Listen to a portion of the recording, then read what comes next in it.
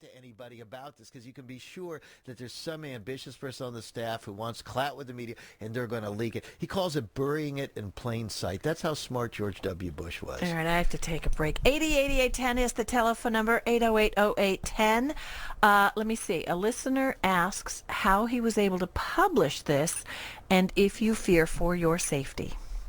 Well, how was I able to publish it? It took a bit of an effort. Had to find an agent who thought they could go out with this, and then we took it to a lot of publishers. I actually have copies of notes from some of the publishers. One of them actually said, boy, I wish I had the guts to publish this. And somebody else said, I know this is going to be a big seller. I wish I could do it.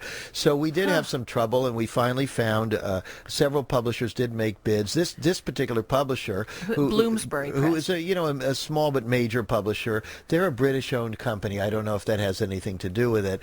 I think the American companies largely were scared of it. But it is out there, I'm glad to say, and the bookstores do have it, both the independents. You can also get it at Barnes & Noble and Borders and Amazon. I know that at one point Costco had it and so forth. I think even Walmart had it. And then, of course, the independent bookstores have it, and Amazon and BarnesandNoble.com.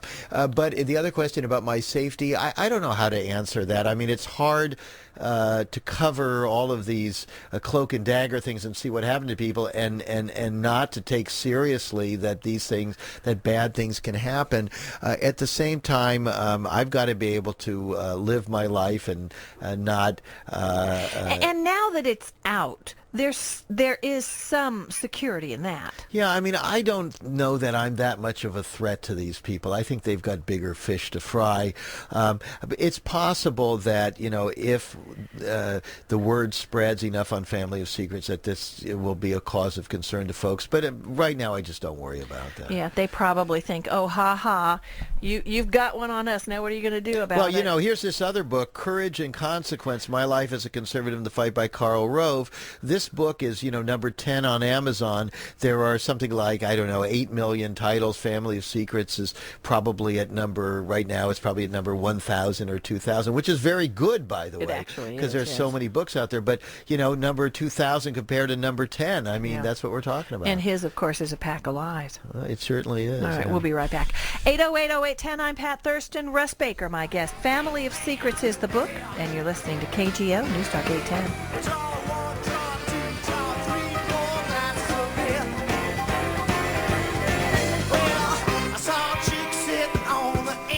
Good morning, I'm Pat Thurston. Russ Baker is my guest. He's the author of Family of Secrets, The Bush Dynasty, America's Invisible Government and the Hidden History of the Last 50 Years.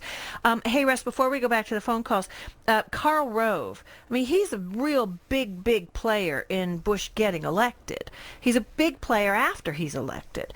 Wasn't it in your book that I read something about when Bush was asked what he wanted to accomplish as president, he said, ask Karl? Well, the story there, this is a whole other story.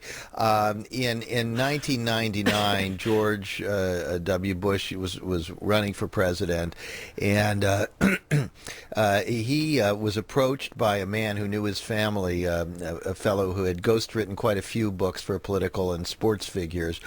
And the man, his publisher had said, why don't you see if you could do a book with the presidential candidate? So he approached Bush. Bush knew him, and he said, "What can we do a book together?" And Bush's first question to him was, well, do I get paid for it? Here he is running for president. He wants to make money off of it. He said, how much do I get? He said, well, we'll just split whatever it is. He said, all right, but you do all the work. See, not so stupid. So the other guy starts doing it, and he starts interviewing him. They have, I think, about 20 different interviews. And one of the things he asks him, and again, I recount this in detail in Family of Secrets. He asks him, all right, let's start talking about what we're going to put in the book. He says, so tell me, let's talk about what you've done over the years. And Bush says, forget it. He says, there's nothing to talk about. Now, that would have been interesting to put that quote in the book. He would have really rocketed into the presidency that way. So he says, I haven't really done anything. Forget it. So he says, what else can you put in the book? So he says, well, the only other thing would be we could talk about what you're going to do as president. So he says, all right, talk to Karl about that. Isn't that funny? Ask Karl. Well, at least that tells you that he really didn't have great aspirations. But Why did he he want to did. become president? Well, he did, and you see, then he said to him, "Well, isn't there anything that you can tell me that you want to do?" So he tells him, in an unguarded moment, and I hope everyone will brace themselves for this revelation. He says, "Anything you want to do?" He said, "I'll tell you one thing I do want to do." He says, I think my father really screwed up when it came to Iraq." He said, "If I have a chance and I can go in there and invade Iraq," he says, "I'm going in. I'm going all the way in, and I'm going to take Saddam out." And he says to him, "Why do you want to do that?" And he says, "Over the years, I've been an advisor to my father, and we've been around all of these Republican strategists." And he says, "They've really convinced me that you cannot be have a successful presidency unless you have a war." That kind of makes me sick. He says, "You need to be seen as the commander-in-chief because people, that's the only thing that they understand. They get excited by this. We see war as such a remote thing. It's not dirty. It's That's remote. The stirring music, the uniforms, the sort of video game imagery." Oh, yeah, shock and awe. It was like a big fireworks display. Yeah. It wasn't about people being blown to bits on the ground. Yeah. By the way, I had that story of the real reason that Bush claimed that he wanted to go in Iraq. I had that in 2004, and I was trying to get that published during the re-election campaign, and the newspapers told me they were scared to do it because of what had happened to Dan Rather over those documents. And remind us about Dan Rather. It had to do with George W. Bush's military service. Well, the this Air is National Guard. the deep dark secret that they were hiding, was that he had skipped out on a service. And in 2004, I was one of a number of reporters who were looking at that story. CBS News had a producer and some researchers on the ground looking at that, and they had obtained some documents. These documents appear to be memos from Bush's commanding officer describing and confirming that he was basically not serving.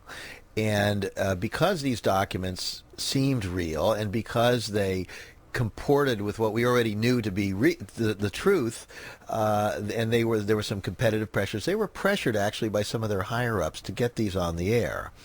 So once they put them on the air, boy, right out of the box, within seconds, these bloggers start saying, "Those memos are fake, and I know they're fake because of this and this and this." The typewriter. Well, you know something? First of all, to this day, we actually don't know that they're fake. We've never been conclusively proven one way or the other. But let's say they are fakes. If they're fakes, who made them?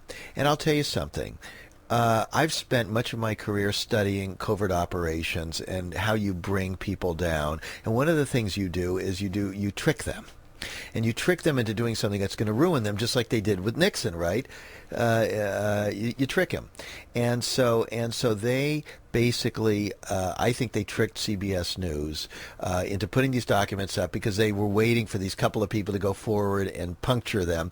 And the anomalies that they questioned were very small things that are even, by the way, still in dispute. But boy, the whole press corps, which was going after those same documents, suddenly reverses course, and they all jumped on CBS, and they jumped on Dan Rather.